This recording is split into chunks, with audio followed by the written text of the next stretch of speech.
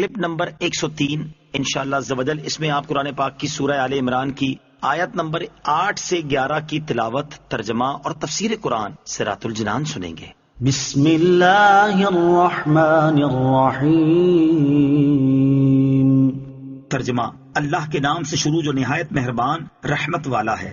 ربنا لا تزغ قلوبنا بعد إذ هديتنا وهب لنا من لدنك رحمة إنك أنت الوهاب۔ ترجمہ، اے ہمارے رب، تو نے ہمیں ہدایت عطا فرمائی ہے، اس کے بعد ہمارے دلوں کو ٹیڑھا نہ کر اور ہمیں اپنے پاس سے رحمت عطا فرما، بے شک تو بڑا عطا فرمانے والا ہے۔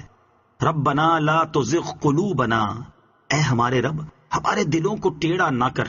ہدایت ملنا بہت بڑی چیز ہے، لیکن اس کا فائدہ تبھی ہے جب یہ باقی بھی رہے۔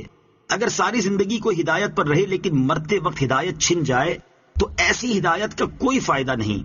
بخاری شریف کی حدیث ہے، حضرت سہل بن سعد رضی اللہ تعالی عنہ سے روایت ہے، رسول اللہ صلی اللہ تعالی علیہ وسلم نے ارشاد فرمایا، انما الاعمال بالخواتیم، اعمال کا دار و مدار خاتمے پر ہے، اس لیے بڑے سے بڑا مومن بھی اپنے خاتمے کے بارے میں خوف کرتا رہے اور لمحہ بھر کے لیے بھی برے خاتمے سے بے خوف نہ ہو۔ اس آیت مبارکہ کا بکثرت پڑھتے رہنا، یعنی یہ دعا مانگتے رہنا بھی خاتمہ بالخیر کے لیے مفید ہے۔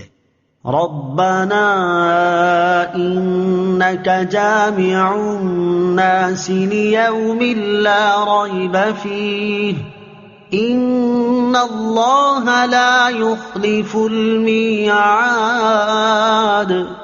ترجمہ، اے ہمارے رب، بے شک تو سب لوگوں کو اس دن جمع کرنے والا ہے جس میں کوئی شبہ نہیں، بے شک اللہ وعدہ خلافی نہیں کرتا۔ ان اللہ لا يخلف المیعاد، بے شک اللہ وعدہ خلافی نہیں کرتا۔ اللہ تعالیٰ جھوٹ سے پاک ہے، لہٰذا وہ وعدہ خلافی نہیں فرماتا۔ اللہ تعالیٰ کی طرف جھوٹ بولنے کی نسبت قطعی کفر ہے، اور یہ کہنا کہ جھوٹ بول سکتا ہے یہ بھی کفر ہے۔ تفصیل کے لیے فتاوی رضویہ کی 15ویں جلد میں موجود اعلیٰ حضرت امام احمد رضا خان علیہ الرحمت الرحمان کی کتاب سبحان الصبوح اور دامان باغ سبحان الصبوح کا مطالعہ فرمائیں۔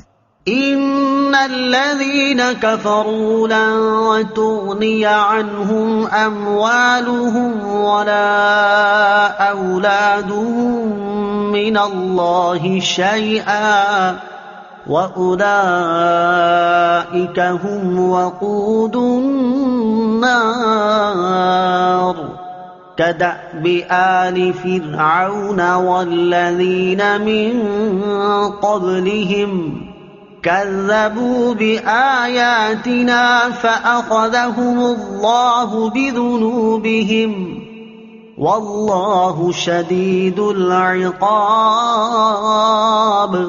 ترجمہ، بے شک کافروں کے مال اور ان کی اولاد اللہ کے عذاب سے انہیں کچھ بھی نہ بچا سکیں گے، اور وہی دوزخ کا ایندھن ہے، جیسا کہ فرعون کے ماننے والوں اور ان سے پہلے لوگوں کا طریقہ تھا۔ انہوں نے ہماری آیتوں کو جھٹلایا تو اللہ نے ان کے گناہوں پر انہیں پکڑ لیا، اور اللہ کا عذاب بڑا سخت ہے۔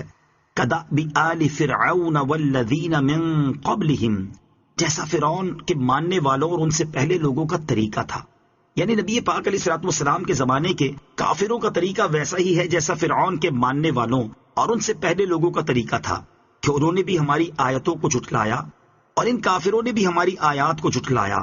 تو جس طرح اللہ تعالیٰ نے ان کے گناہوں پر انہیں پکڑ لیا، اسی طرح ان کے گناہوں پر ان کی بھی پکڑ فرمائے گا، اور اللہ تعالیٰ کی آیتوں اور اس کے رسولوں علیہم الصلوۃ والسلام کو جھٹلانے والوں پر اللہ تعالیٰ کا عذاب بڑا سخت ہے۔